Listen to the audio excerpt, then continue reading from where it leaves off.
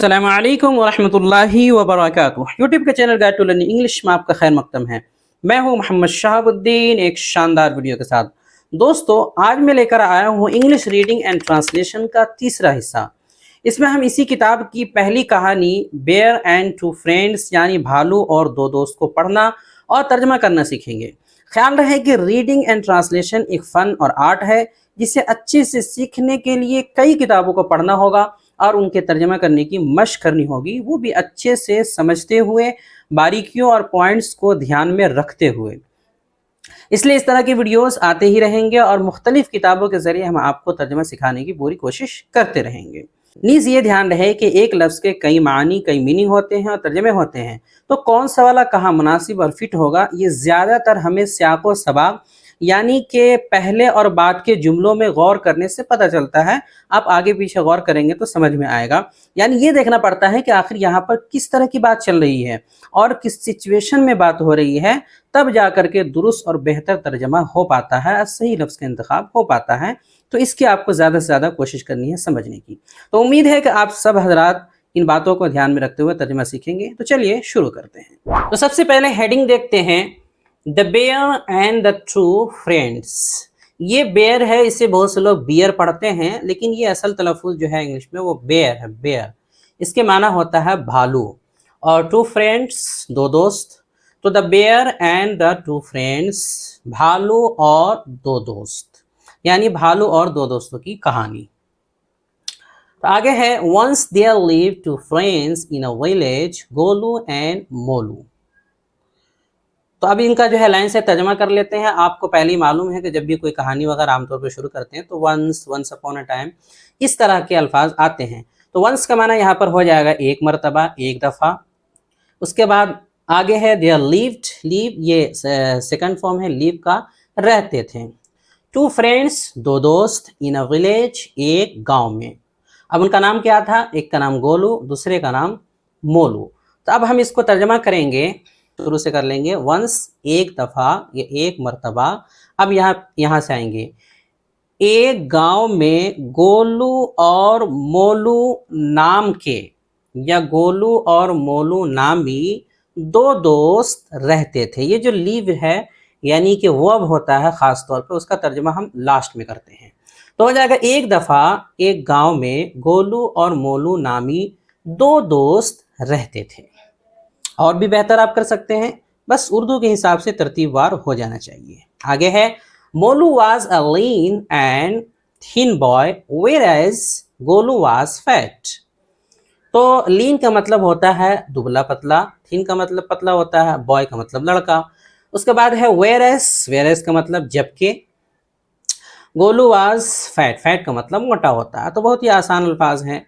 तो अब क्या हो जाएगा, मोलू वाज अ लीन, एक जगह दुबला कर लेंगे, दूसरी जगह पतला कर लेंगे। दोनों तकरीबन एक ही माने के लिए आता है, दुबला पतला, कमज़ोर, लागर। तो मोलू दुबला और पतला लड़का था।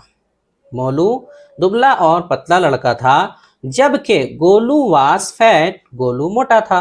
तो मोलू एक दुबला और पतला लड़का था, जबकि गोलू मोटा था।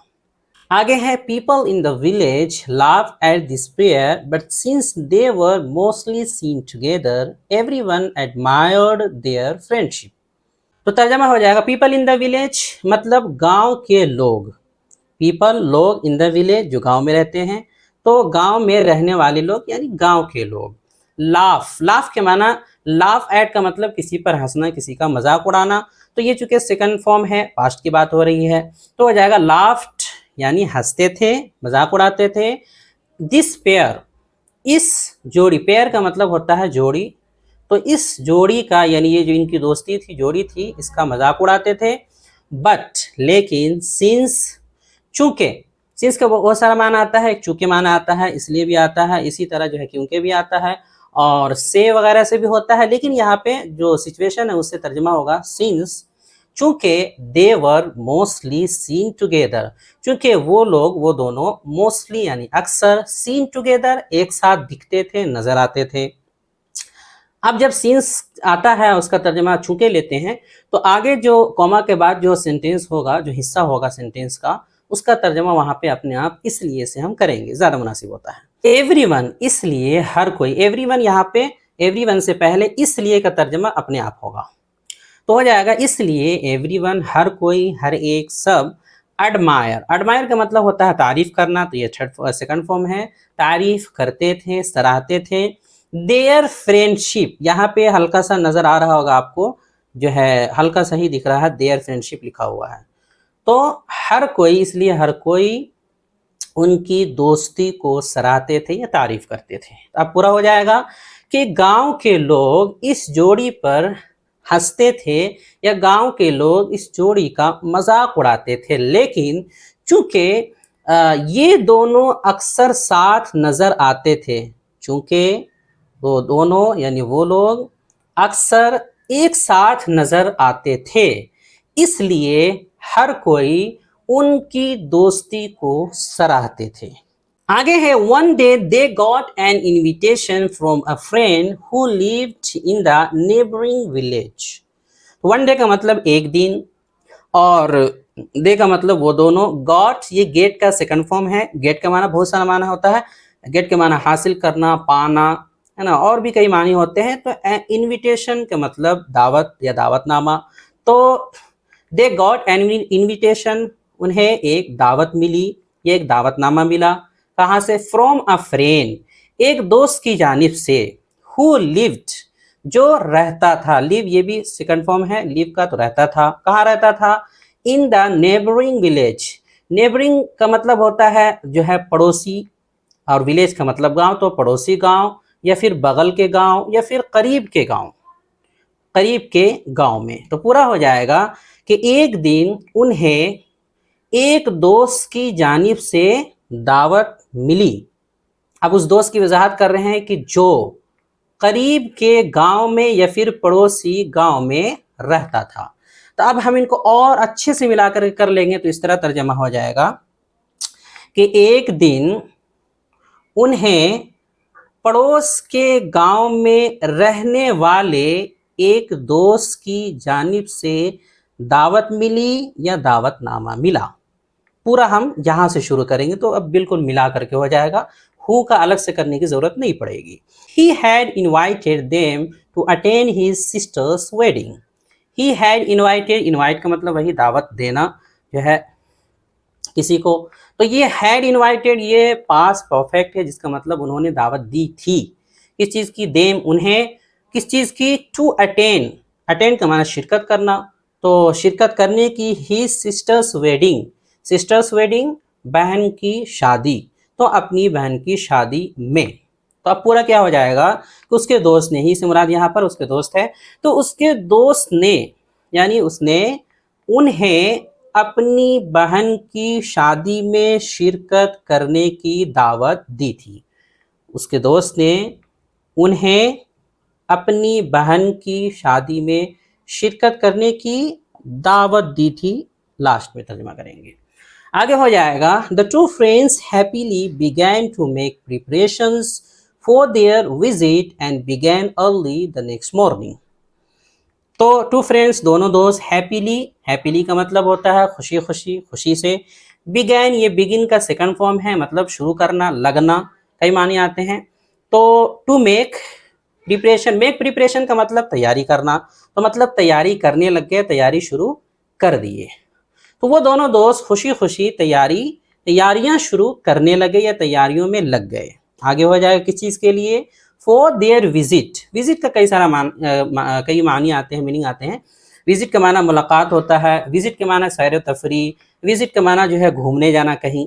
तो कोई एक मुनासिब से ले लेंगे कि वो जो है तैयारियों में लग गए फॉर देयर विजिट, अपने मुलाकात की या फिर अपने सफ़र की या अपने घूमने जाने के लिए, घूमने जाने के लिए जो उनको जाना था। एंड बिगैन, और फिर इस जो है सफ़र को और मुलाकात को शुरू किए। बिगैन ये उसी का जो है बिगिन का सेकंड फॉर्म है, शुरू कर दिए। अर्ली का मतलब जल्दी है, नेक्स्ट मॉर्निंग अगले दिन।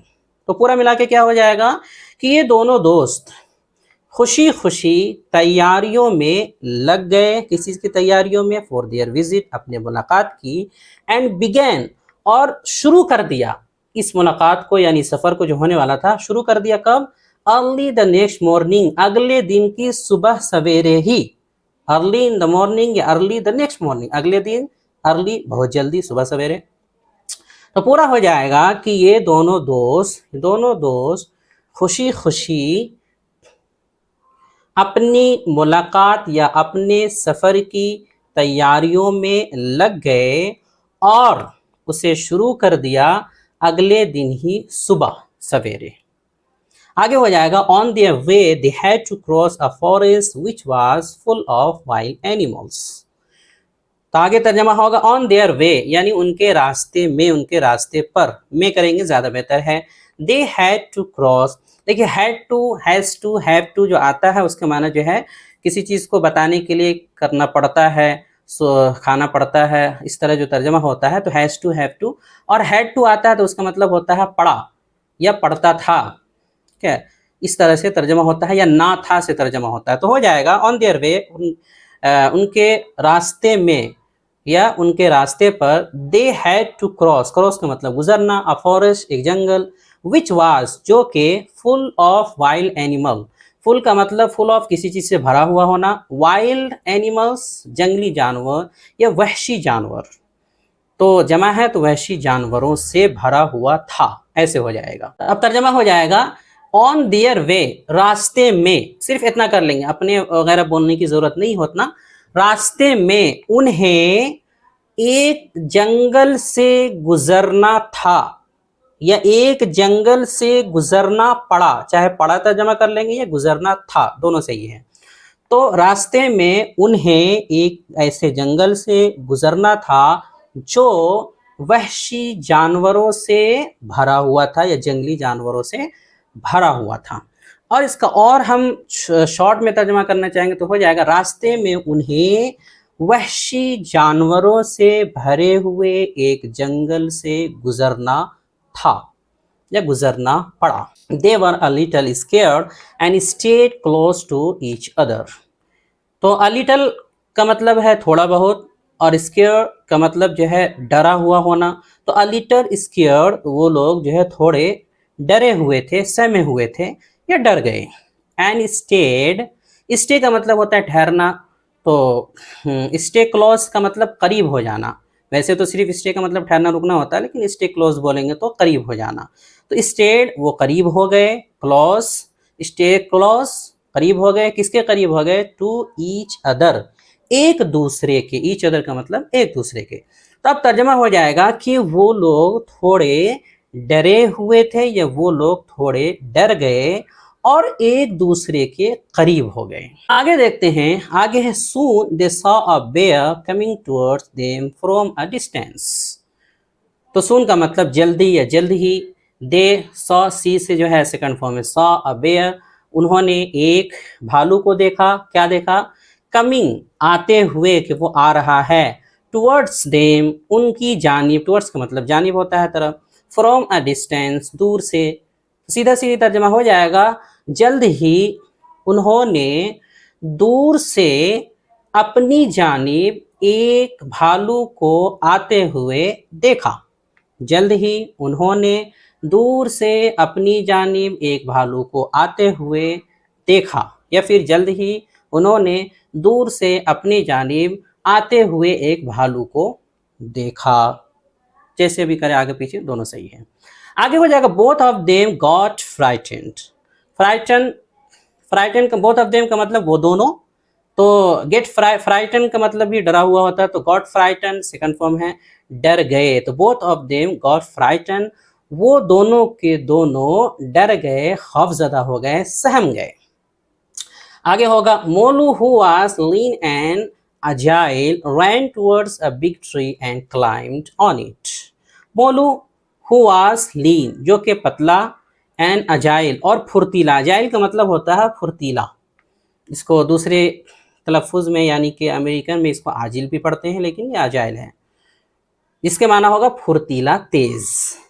तो मोलू जो कि जो है पतला, यानी कि जो है पतला भी था और फुर्तीला था, रैन, रन से रैन सेकंड फॉर्म है, दौड़ा, टुवर्ड्स अ बिग ट्री एक बड़े दरख्त की जानिब, और क्या हुआ? क्लाइम के माना चढ़ना, तो ये सेकंड फॉर्म है, चढ़ गया, ऑन इट उस पर।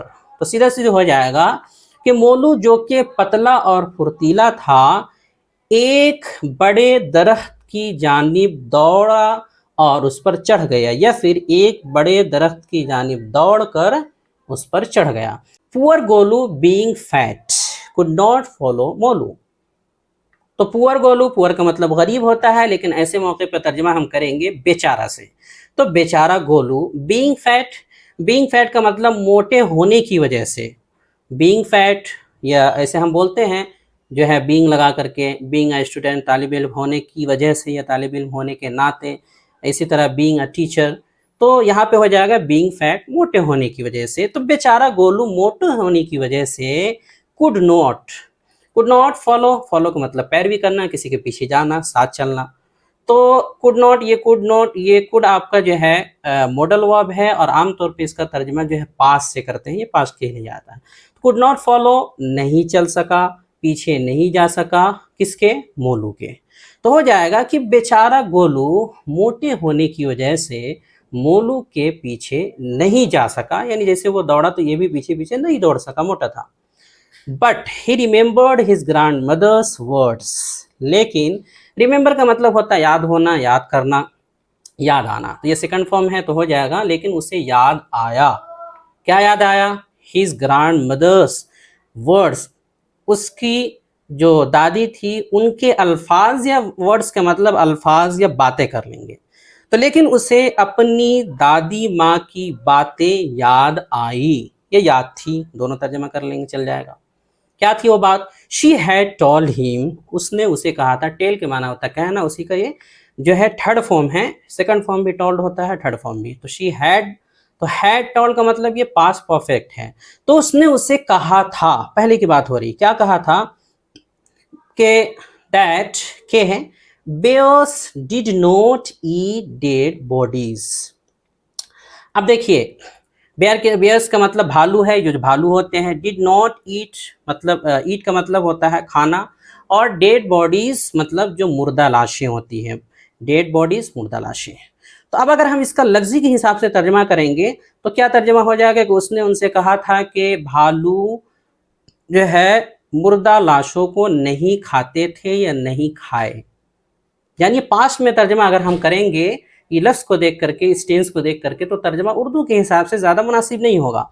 अब यही वो बारीकी होती है जहां हमें समझना होता है कि चूंकि बात पास्ट की हो रही है और पास्ट में ही उन्होंने ऐसा कहा था, इसलिए यहाँ पास्ट टेंस का ही इस्तेमाल किया गया। पहले में पास्ट परफेक्ट है, दूसरे में पास्ट इंडेफिनिट है, लेकिन तर्जमा हमें उर्दू के हिसाब से है करके करना है। तर्जमा हमें है करके करना है, तभी जा करके फिट होगा, वरना फिट नहीं होगा। तो क्या हो जाएगा? उसकी दादी ने उससे कहा था कि, क्या कहा था? कि भालू मुर्दा लाशों को नहीं खाते हैं। नहीं खाते थे या नहीं खाए नहीं बोलेंगे, नहीं खाते हैं तर्जमा करेंगे, यानी ये प्रेजेंट जैसा तर्जमा होगा। बात पास्ट की हो रही है इसलिए यहाँ टेंस वैसे हिलाया गया, लेकिन तर्जमा प्रेजेंट के हिसाब से होगा। ये समझने की चीज़ है। आगे हो जाएगा, so he lay down still on the ground and held his breath for a while feigning himself dead. ये लंबा जुमला है लेकिन आसान है। सो का मतलब लिहाजा, और ले डाउन, ले लाई का मतलब होता है जो है लेटना, डाउन का मतलब नीचे, उसी का सेकंड फॉर्म ले आता है, तो हो जाएगा ले डाउन, लिहाजा वो लेट गया। डाउन का मतलब नीचे, नीचे लेट गया। स्टिल, स्टील का कई सारा जो है इसके कई सारे मानी आते हैं। स्टील का मतलब फिर भी होता है, स्टील का मतलब ताहम होता है, अब भी होता है। और स्टील का जो एक और माना होता है वो है चुपचाप होना, चुपचाप, साकिन, पुरसुकून, खामोश, इस तरह भी माना होता है। तो चूंकि ये मौका है कि यहाँ पर हमें ऐसे ही लफ्ज़ की ज़रूरत है, तो तर्जमा हो जाएगा लिहाजा वो चुपचाप या पुरसुकून होकर या साकिन होकर, बिल्कुल ठहर कर, रुक कर नीचे लेट गया। कहाँ? ऑन द ग्राउंड, नीचे जमीन पर। एंड हेल्ड, हेल्ड ये होल्ड का सेकंड फॉर्म है, जिसके माना रोकना, थामना, इस तरह के माना जो है इसके आते हैं, कई सारे माने आते हैं। इस ब्रेथ, ब्रेथ का मतलब होता है यहाँ पे हो जाएगा सांस, फॉर अ वाइल थोड़ी देर के लिए। तो तर्जमा हो जाएगा और उसने अपनी सांस को थोड़ी देर के लिए रोक लिया। आगे और बचा हुआ है फेनिंग। फेन के माना होता है जो है कुछ और जाहिर करना, हीला करना, किसी और की सूरत इख्तियार करना। तो यहाँ पे हो जाएगा फेनिंग, ये बताते हुए, ये जाहिर करते हुए, क्या, हिमसेल्फ, अपने आप को, डेड यानी मुर्दा। तो अपने आप को मुर्दा दिखाते हुए या मुर्दा जाहिर करते हुए। क्लियर है? अब पूरा कर लेंगे।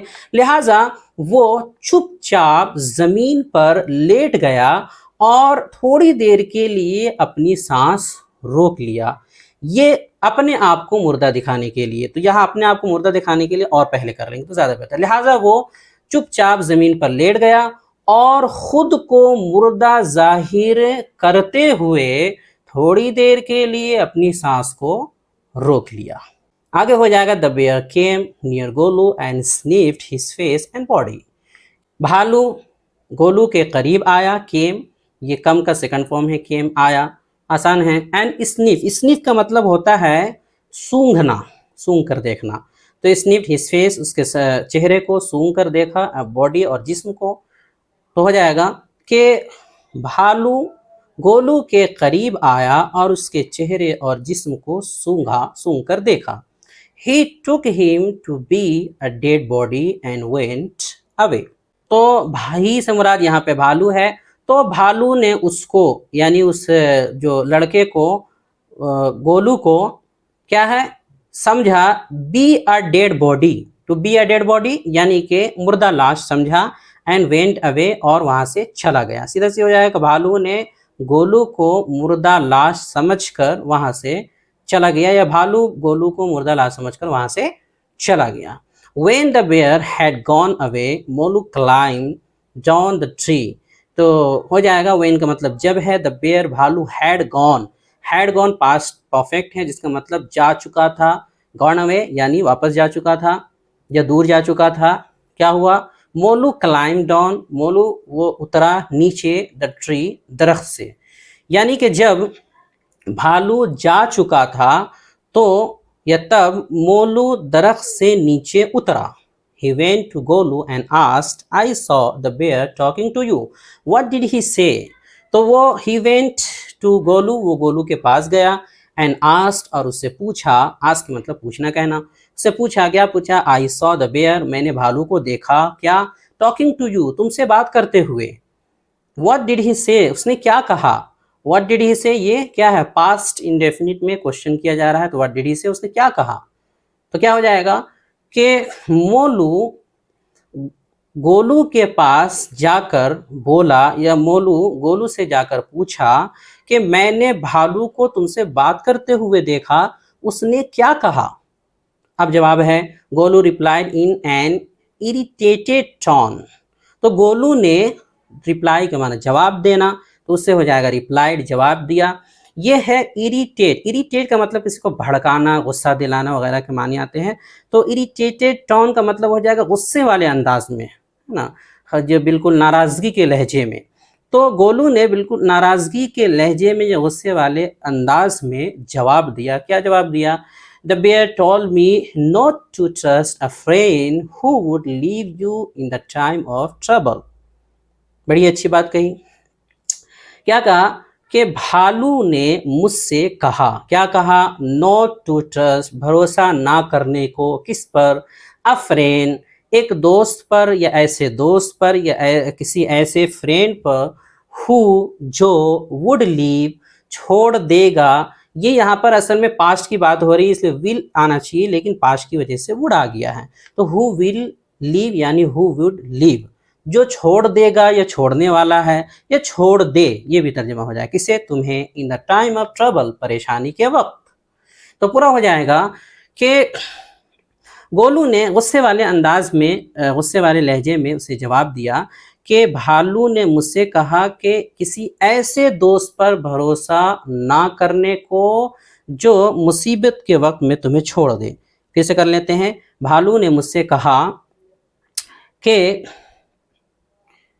किसी ऐसे दोस्त पर या किसी दोस्त पर भरोसा ना करने को जो, अब यहाँ से हो जाएगा जो मुसीबत के वक्त में तुम्हें छोड़ दे। या फिर इसको और शॉर्ट करेंगे तो हो जाएगा, भालू ने मुझसे कहा कि जो मुसीबत के वक्त में तुम्हें छोड़ दे, ऐसे दोस्त पर भरोसा ना करो। ये भी तर्जुमा हो जाएगा। आगे है, Molu was very ashamed, ashamed का मतलब होता है जो है शर्मिंदा होना, शर्मिंदा, और पछतावा होना या जो है नादिम होना, इस तरह के माना है, नादिम, शर्मिंदा। तो Molu was very ashamed, Molu को बहुत शर्मिंदगी हुई या मोलू बहुत शर्मिंदा था। He felt sorry to have left his friend alone when in danger.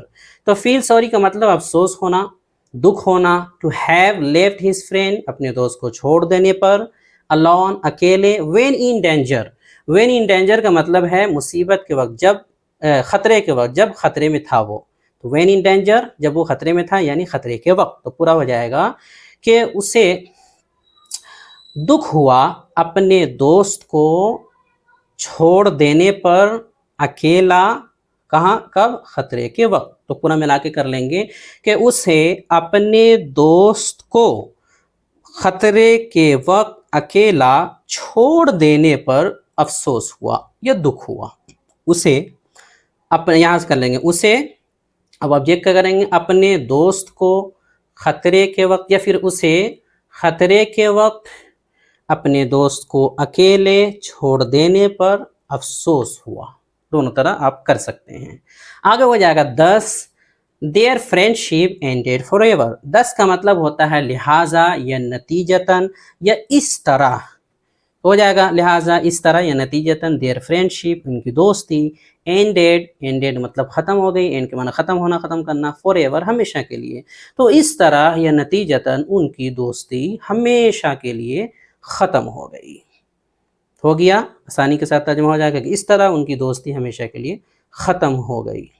आगे देखते हैं, यहाँ पे एक लास्ट में जो है मोरल होता है, अ friend, moral, a friend in need is a friend Indeed. ये एक तरह का मुहावरा है, बोला जाता है। मोरल का मतलब जो इस कहानी का खुलासा है, जो इससे सबक मिलता है वो।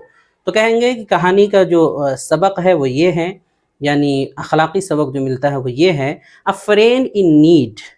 क्या मतलब है, ज़रूरत में एक दोस्त, ज़रूरत के वक्त का दोस्त, यानी क्या हो गया, ज़रूरत में काम आने वाला दोस्त। इज़ अ फ्रेंड, वो दोस्त है, इंडीड यकीनन, इंडीड का मतलब यकीनन। तो क्या हो जाएगा पूरा तर्जुमा कि मुसीबत में या ज़रूरत में काम आने वाला ही क्या है, असल दोस्त होता है, यकीनी दोस्त होता है, हकीकी दोस्त होता है। क्या मतलब, जो मुसीबत में काम आए वही दोस्त होता है। तो इस कहानी का ये सबक हमें मिलता है इस कहानी से। अब पूरा तर्जमा सुन लीजिए। तो पूरा तर्जमा है, भालू और दो दोस्त। एक मर्तबा एक गांव में गोलू और मोलू नामी दो दोस्त रहते थे।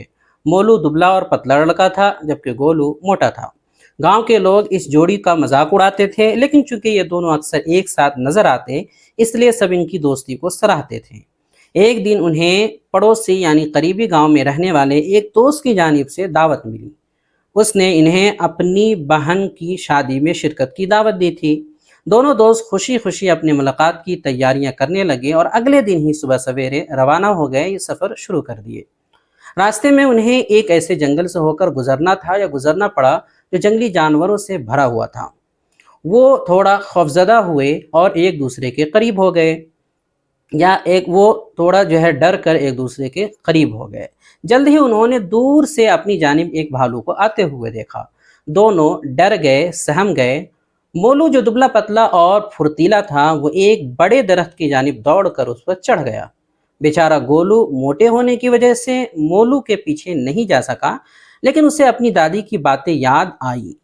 उसने उससे कहा था कि भालू मुर्दा लाशों को नहीं खाते हैं। भालू कही है ना, तो भालू मुर्दा लाशों को नहीं खाते हैं। लिहाजा वो चुपचाप या साकिन होकर नीचे ज़मीन पर ही लेट गया और ख़ुद को मुर्दा जाहिर करते हुए थोड़ी देर के लिए अपनी सांस रोक लिया।